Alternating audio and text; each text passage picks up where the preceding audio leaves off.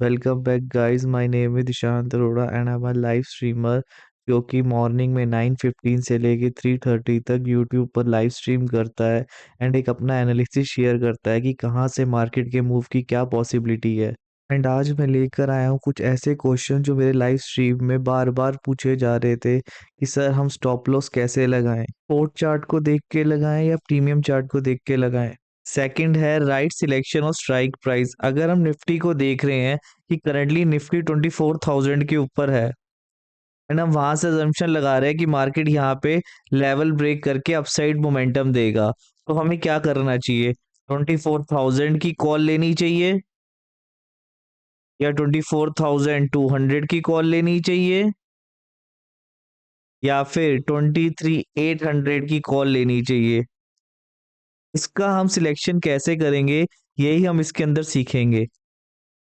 Third, how to trade as per the risk management. मेरे पास live में बहुत लोगों ने क्वेश्चन पूछा, सर मैं एक बार में 500 रुपए का रिस्क ले सकता हूँ एक ट्रेड के अंदर? किसी ने कहा मैं 2,000 का लूंगा, किसी ने कहा मैं 10,000 का लूंगा, किसी ने कहा मैं 50,000 का लूंगा। लेकिन वो ये नहीं समझ पाते कि अगर आप 500 रुपए का स्टॉप लॉस ले रहे हो तो मैं क्वांटिटी कैसे बताऊं? कि फॉर एग्जाम्पल आपने कहा 500 रुपए का स्टॉप लॉस लेना है, तो वो यही डिसाइड नहीं कर पा रहे कि मैं कितनी क्वांटिटी लूं। तो इस चीज पे मैं आज डिटेल एनालिसिस करूंगा। फोर्थ है यहाँ पर after tracking trade, how to do money management. Suppose करो आपने स्टॉप लॉस सही लगा दिया, राइट सिलेक्शन स्ट्राइक प्राइस कर दिया, रिस्क मैनेजमेंट से ट्रेड ले लिया। अब आता है मनी मैनेजमेंट। इसके अंदर हम क्या करते हैं, जब ट्रेड हमारी डायरेक्शन में चलना शुरू हो जाता है तब हमें क्या करना चाहिए? या तो आप बुक करेंगे प्रॉफिट या ट्रेलिंग होती है इसके अंदर। ठीक है, अब वो कैसी की जाती है वो हम इसी पार्ट में देखेंगे। फिफ्थ फिफ्थ है इंडेक्सिंग। सपोज करो निफ्टी ऊपर जा रहा है, बैंक निफ्टी डाउन साइड जा रहा है, तो यहाँ पे ये दोनों इंडेक्स सिंक में नहीं है। दैट मीन्स ये लो प्रोबेबिलिटी ट्रेड होगा, इसे हमें अवॉइड करना है क्योंकि हम ट्रैप हो सकते हैं यहाँ पर। तो ये बेसिक ट्रैपिंग के लिए यूज किया जाता है। Six, how to figure out difference between low probability trade and high probability trade. इसके अंदर हम यही फाइंड आउट करेंगे कि कौन से ट्रेड हमें लेने हैं, कौन से नहीं लेने, कहाँ पे क्वांटिटी ज्यादा होगी, कहाँ पे क्वांटिटी कम होगी। तो ये हम पूरा इसी लेक्चर में समझेंगे। सेवंथ है how to decide which index can give big move. वही इंडेक्स बड़ा मूव देगा जो मार्केट को उस टाइम लीड कर रहा होगा।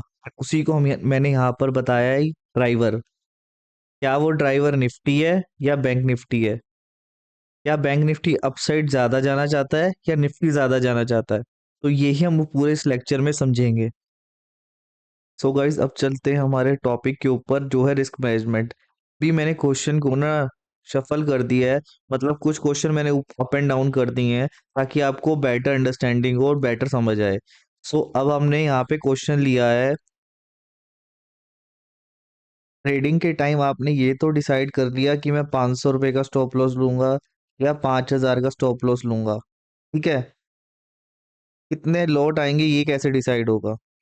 एक लेना है, दो लेना है, तीन लेना है? अब आपको समझ आ जाएगा इस लेक्चर के अंदर।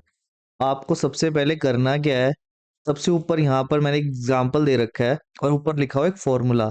इसका फॉर्मूला ये कहता है कि रिस्क पर ट्रेड, मतलब ऊपर लिखो अमाउंट और नीचे लिखो स्टॉप लॉस। स्टॉप लॉस कहाँ लगाओगे? बेसिकली जो नंबर ऑफ पॉइंट्स होते हैं, कई बार 5 रुपए का स्टॉप लॉस लगेगा, कभी 20 का, कभी 30 का एंड कभी 40 का। उसके अकॉर्डिंग हमारी क्वांटिटी डिसाइड होगी। ठीक है, अब यहाँ पर नीचे एग्जाम्पल दे रखा है, एग्जाम्पल को समझते हैं। फॉर एग्जाम्पल 5,000 रुपए का आपने सोचा कि मैं स्टॉप लॉस लूंगा। स्टॉप लॉस वहां पे जो लग रहा था, वहां पे सिर्फ 5 पॉइंट का स्टॉप लॉस लग रहा था। तो जब हमने डिवाइड किया तो हमारे पास क्वांटिटी आई 1,000 क्वांटिटी। एंड अगर आपको पता है निफ्टी का न्यू लॉट साइज है 75 क्वांटिटीज का एंड बैंक निफ्टी का है 15 क्वांटिटी का। तो अब हम क्या करेंगे, हमें लेनी है टोटल कितनी? 1,000 क्वांटिटी। तो हम 1,000 क्वांटिटी को ऊपर रखेंगे। कितने निफ्टी के अंदर अगर हम ट्रेड कर रहे हैं तो हम एक लॉट की क्वांटिटी नीचे रखेंगे। जब हम इसको डिवाइड करेंगे तो यहाँ पर आया 13.33, तो हमने एक राउंड फिगर लिया 13। ठीक है, हम हमेशा राउंड फिगर ही लेंगे, हम इसको 13 का 14 नहीं करेंगे, हम इसे 13 ही रखेंगे। तो यहाँ पर निकल के आया कि हम 13 लॉट बाय कर सकते हैं। तो अब हम 13 लॉट का ऑर्डर पंच करेंगे एज पर, इसमें हम स्टॉप लॉस 5,000 रुपये का ले रहे हैं। तो ये फॉर्मूला है, इसका स्क्रीनशॉट ले लो एंड हमेशा याद रखना। अब हम चलते हैं अपने नेक्स्ट टॉपिक पर। अब हमारा सेकंड टॉपिक है कि हम स्टॉप लॉस कैसे लगाएं, निफ्टी के चार्ट को देख के लगाएं या प्रीमियम के चार्ट को देख कर लगाएं। आज जो मैं बताने वाला हूँ ना, मोस्टली रिटेलर को इसी चीज़ में कंफ्यूजन होती है, स्टॉप लॉस कैसे लगाएं। आज ये प्रॉब्लम 100% सॉल्व हो जाएगी। तो अभी हमने एक चार्ट बना रखा है निफ्टी का, 3 जनवरी का। यहाँ से मार्केट नीचे गिरना शुरू हुआ, गिरा गिरा गिरा एंड यहाँ पर एक सपोर्ट था, वहाँ पे निफ्टी ने सपोर्ट लेना शुरू किया एंड हमने इस सपोर्ट को देख के यहाँ पे एक ट्रेड अपना प्लान कर लिया। बट अब हमने यहाँ ट्रेड तो ले लिया, अगर आप ढंग से नोटिस करें, सेम टाइम पे मैंने क्या किया, यहाँ पर प्राइस था 24,000, तो मैंने 24,000 के नीचे कॉल लगा रखी है। ठीक है, तो सेम लेवल पर मार्केट ने इस लेवल पे आके सपोर्ट लेना स्टार्ट किया।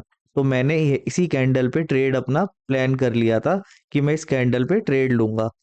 सो मैंने इसी कैंडल के ऊपर यहाँ पे अपना ऑर्डर पंच किया एंड इसके नीचे का स्टॉप लॉस लगा दिया। मैं आपको लोकेशन बता देता हूँ, इसी कैंडल के नीचे मैंने अपना स्टॉप लॉस लगाया। एंट्री प्राइस यहाँ पर है मेरा 170 एंड नीचे मैंने स्टॉप लॉस लगाया था 157 का।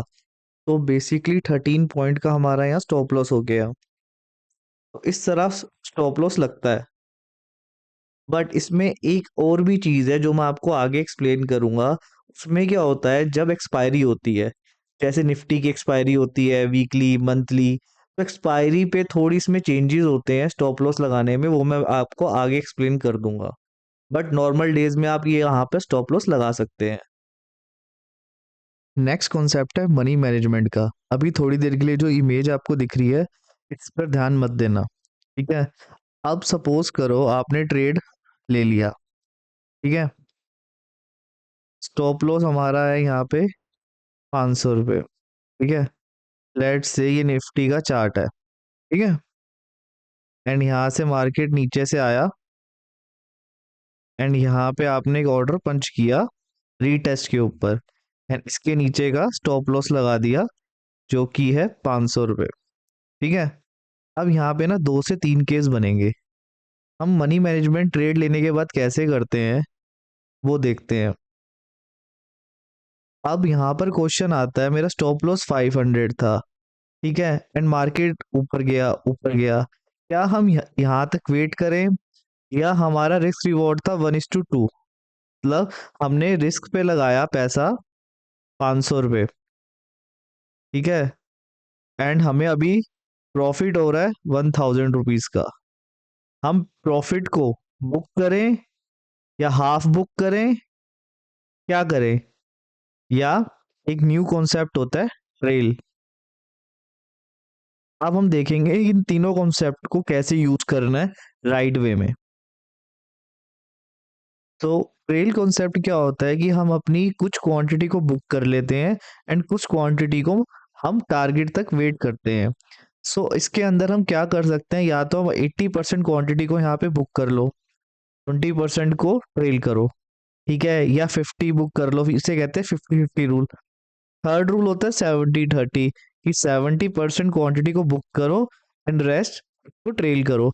ये कोई थंब रूल नहीं है, ये आप खुद डिसाइड करेंगे आपको कितनी क्वांटिटी ट्रेल करनी है, ठीक है, कितनी क्वांटिटी को बुक करना है। ये कंप्लीटली एक ट्रेडर की चॉइस होती है, उसकी खुद की एक साइकोलॉजी होती है, उसका एक खुद का मैनेजमेंट होता है। तो आपको कुछ टाइम लगेगा एंड धीरे धीरे आप ये डिसाइड कर पाएंगे कि कब हमें जितनी ज्यादा क्वांटिटी को रखना है, कब हमें कितनी क्वांटिटी को बुक करना है।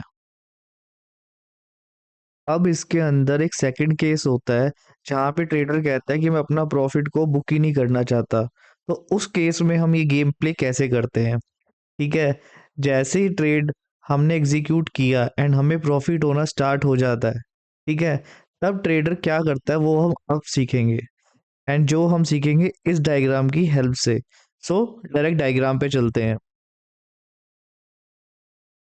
ये सेम एग्जांपल है निफ्टी का जो मैंने थोड़ी देर पहले लिया था, जिसमें मैंने ये एक्सप्लेन किया था कि हमें स्टॉप लॉस प्रीमियम चार्ट पे कैसे लगाते हैं। सपोज करो निफ्टी में मैंने यहाँ पे ट्रेड पंच कर दिया, ठीक है, एंड सेम टाइम पे यहाँ पर हमने 170 का लिया था।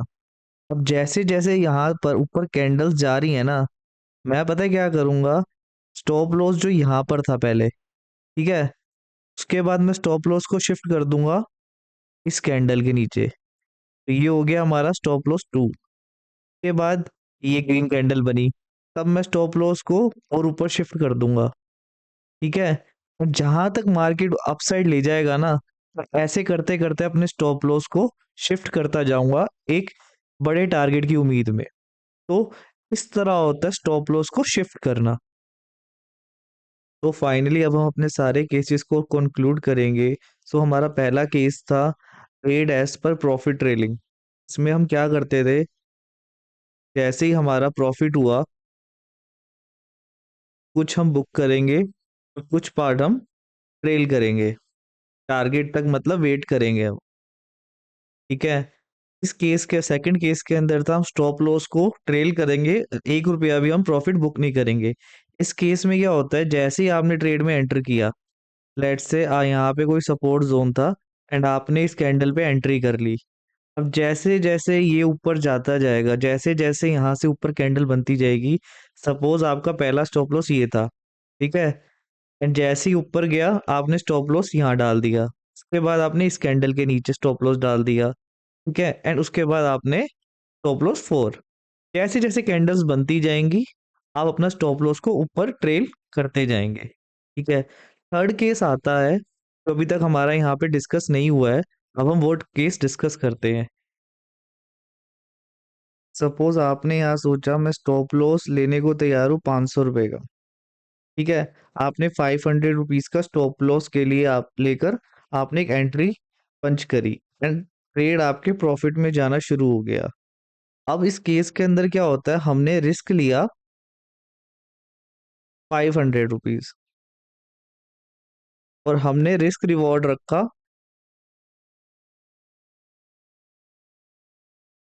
1000 रुपीज। मतलब रिस्क था 500 रुपये, रिवॉर्ड 1000। इसी को कहते हैं रिस्क रिवॉर्ड रेशो, जो कि है 1:2। मतलब हम इस केस के अंदर 500 रुपये होने को रेडी है 1000 रुपीज अर्न करने के लिए। होप सो आपको समझ आया होगा। एंड इसी के साथ हमारे सारे केस खत्म होते हैं एंड डिफरेंट चीजें होती है मनी मैनेजमेंट करने के लिए, बट केस 3 होते हैं। ये आपकी साइकोलॉजी, आपका चार्ट देखने का तरीका, स्ट्रक्चर, इन सब पे डिपेंड करता है आप कौन सी केस के अंदर फिट बैठते हो।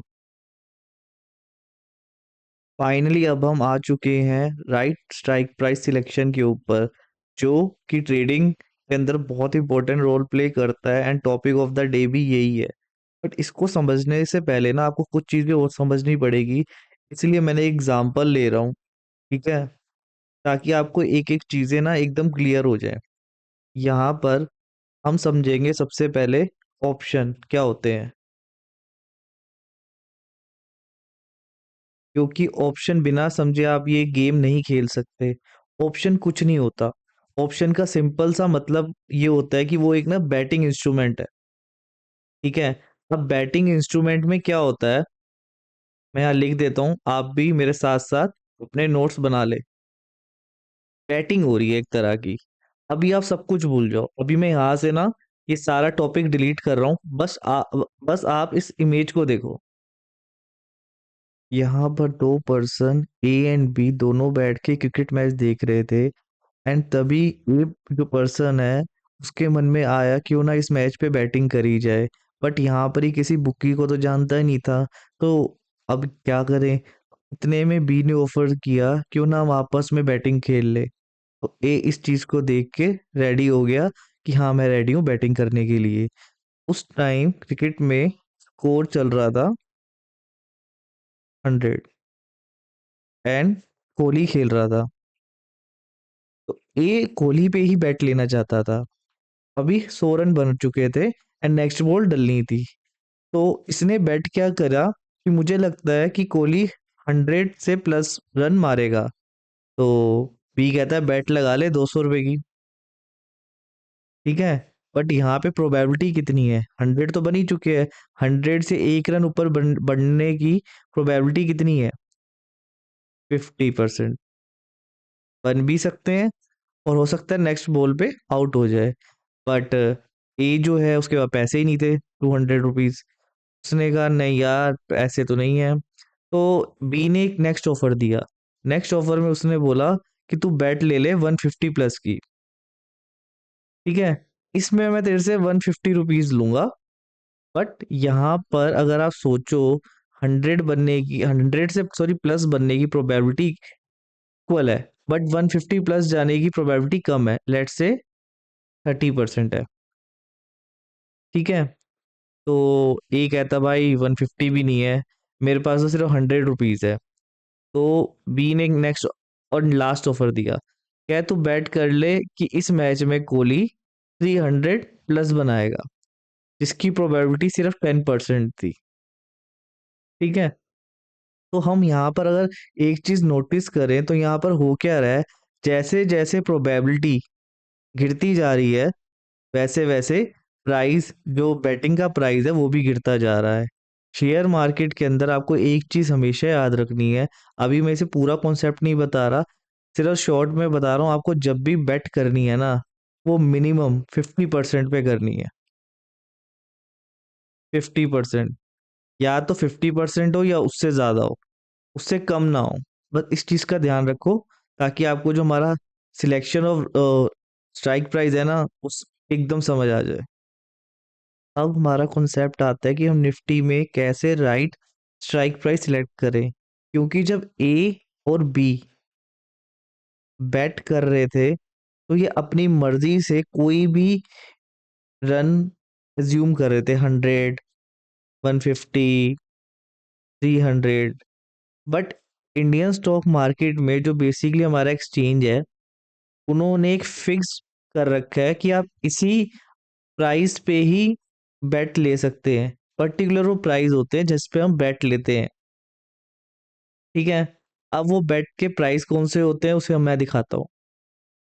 हैं ये स्ट्राइक प्राइस, जिनको स्ट्राइक प्राइस भी कहते हैं, जैसे हम बैटिंग का प्राइस कह रहे हैं ना इंडियन स्टॉक मार्केट के अंदर, उसे हम स्ट्राइक प्राइस कहते हैं जिस पर हम बेट करने वाले हैं। तो ये सारे जो स्ट्राइक प्राइस हैं ये 50 के गैप में होते हैं। यहाँ सर देखो 24,000, फिर 50 प्लस, फिर 50 प्लस, फिर 50 प्लस, ये अपने आप को 50 में प्लस करते करते एंड 50 में माइनस करते करते, -50, एंड जब आगे जाएगा तो +50 करता हुआ चल रहा है। तो इन्हीं स्ट्राइक प्राइस पे हम बेट कर सकते हैं, ठीक है। अब मैं यहाँ पे आपको निफ्टी का चार्ट दिखाता हूँ। अगर अब हम निफ्टी के चार्ट को देखें, ये 3 जनवरी को यहाँ से मॉर्निंग से गिरना स्टार्ट हुआ, एंड सपोज करो आपको यहीं पर ट्रेड पंच करना है। सो अगर आप देखोगे ना, अभी हमारा करंट प्राइस क्या है यहाँ पर, सपोज करो नीचे कोई कैंडल बनी ही नहीं है, अभी मार्केट एग्जैक्ट यहाँ पर है, ये है 24,200, ठीक है। एंड अगर हमें अब पुट बाय करनी है तो हम इसकी पुट बाय करेंगे। एंड आपको एग्जैक्ट कैसे पता, आपको स्ट्राइक प्राइस के ऊपर जाना है एंड वहां पर चेक कर लेना है कौन कौन सी स्ट्राइक प्राइस हैं। एंड जैसे कि मैंने बताया था 50 के गैप में होती हैं, तो ऑब्वियसली 24,200 जरूर होगा, ठीक है। अब सपोज करो प्राइस नीचे आ गया, लेट्स से यहाँ पर आ गया, एंड अब प्राइस है 24,160, ठीक है। अब कौन सी पुट को शॉर्ट करोगे, मतलब बेसिकली आपको कौन सी पुट को बाय करना है, ठीक है। अगर आपका प्रिडिक्शन है मार्केट यहाँ से नीचे जाएगा, तो अब हमारे पास दो पुट है, या तो 24,100, 24,150, या फिर 24,200। एंड करंट प्राइस कितना है, 24,160। इसके सबसे नियरेस्ट कौन सी है, ये वाली, राइट। 160 किसके पास है, 150 के ना, तो हम ये वाली पुट को लेंगे एंड बाय करेंगे, बस यहाँ पर आपका ये कॉन्सेप्ट क्लियर हो गया कि कौन सी स्ट्राइक प्राइस लेनी है। अब हम चलते हैं हमारे new concept, condition of high probability trade. तो इसके अंदर हमारे पास सबसे पहली कंडीशन जो है ना, वो आती है इंडेक्स का सिंक होना। तो बेसिकली इंडेक्स का सिंक होने का मतलब क्या है वो पहले हम समझते हैं।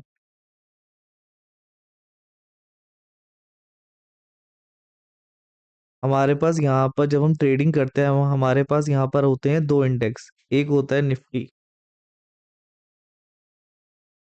दूसरा इंडेक्स होता है बैंक निफ्टी। ये इंडियन स्टॉक मार्केट के मेजर इंडेक्सेस है, बेसिकली मेजर इंडेक्स है। ठीक है। अब सपोज करो ये रेसिस्टेंस है और ये सपोर्ट है, एंड ये बैंक निफ्टी का सपोर्ट है एंड रेसिस्टेंस है। निफ्टी यहाँ से ग्रीन कैंडल बना रहा है और ऊपर जाना चाहता है, बट बैंक निफ्टी यहाँ से ब्रेक डाउन दे चुका है। तो Nifty positive, bank Nifty negative, क्योंकि वो नीचे जाना चाह रहा है और ये ऊपर आना चाह रहा है। सो बेसिकली जब दोनों निफ्टी और बैंक निफ्टी अपोजिट मूव कर रहे हैं ना, तो इसका मतलब यहाँ पर ट्रैप होगा। इसी को कहते हैं इंडेक्स सिंक में नहीं है। बट अगर दोनों इंडेक्स एक ही डायरेक्शन में जाएंगे, ठीक है, सपोज निफ्टी ऊपर जा रहा है, तो यहाँ पर बैंक निफ्टी भी यहाँ से ऊपर जाएगा। एक मिनट में यहाँ ड्रॉ कर देता हूँ। अगर ये भी यहाँ पर बेस बना के ऊपर जाए, इसका मतलब अब दोनों पॉजिटिव हो गए। तो अब ये ट्रैप नहीं रहा, इसे कहते हैं इंडेक्स सिंक। होप सो आपको ये चीज अच्छे से कन्वे हो गई होगी।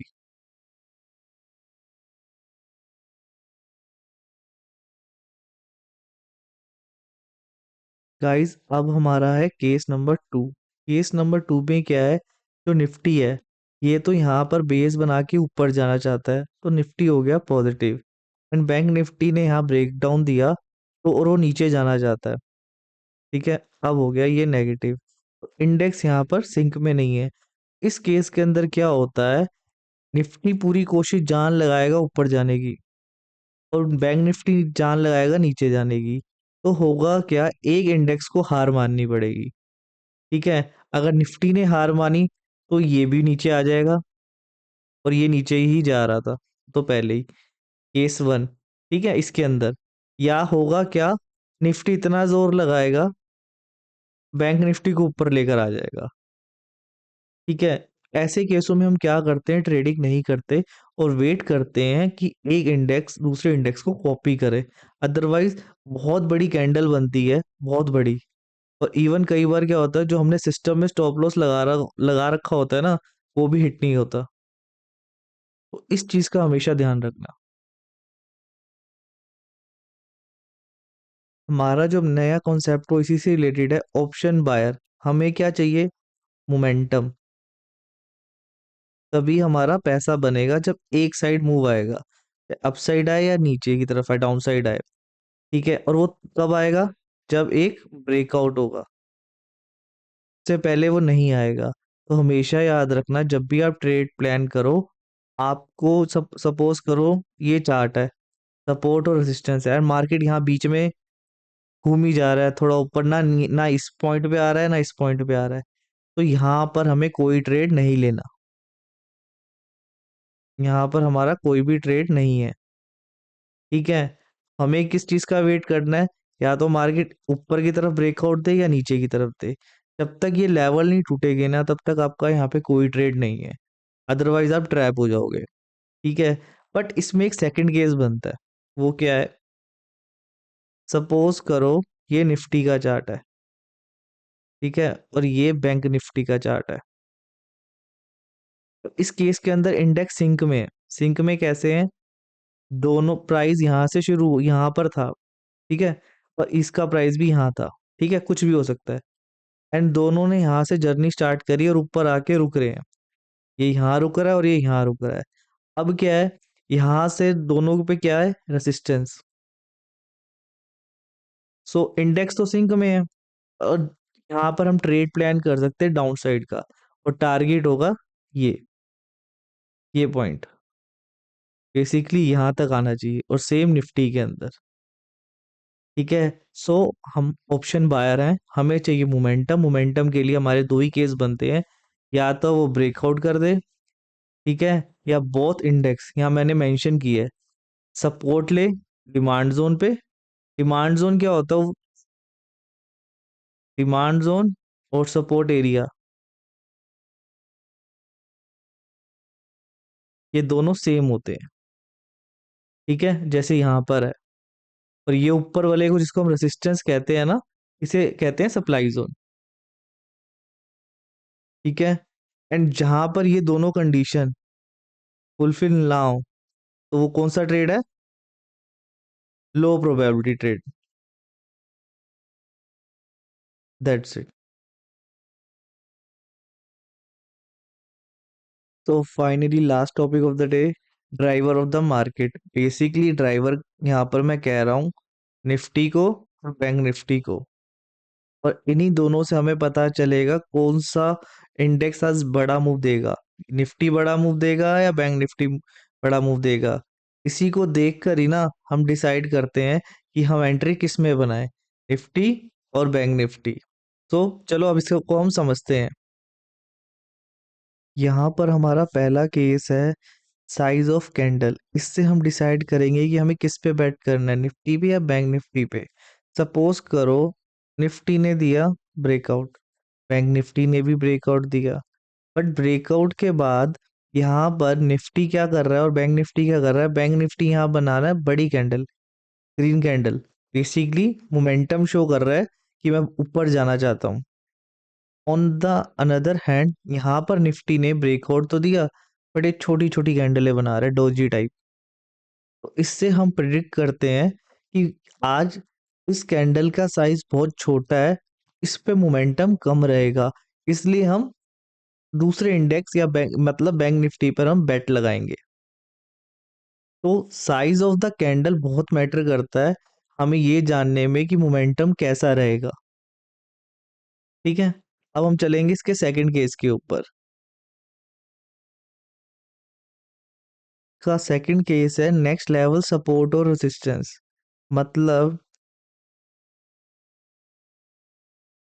ये है निफ्टी और ये है बैंक निफ्टी, दोनों ने ब्रेकडाउन दिया, इसने भी और इसने भी।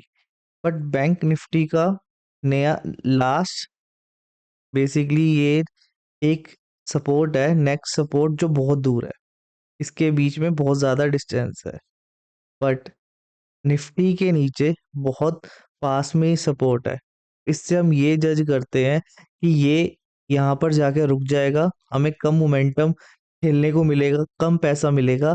लेकिन अगर हम बैंक निफ्टी में लेते हैं, यहाँ गैप ज़्यादा होने की वजह से यहाँ पर हमें मोमेंटम ज़्यादा मिलेगा। ठीक है, अब इसके अंदर भी एक केस टू है, अब वो समझते हैं।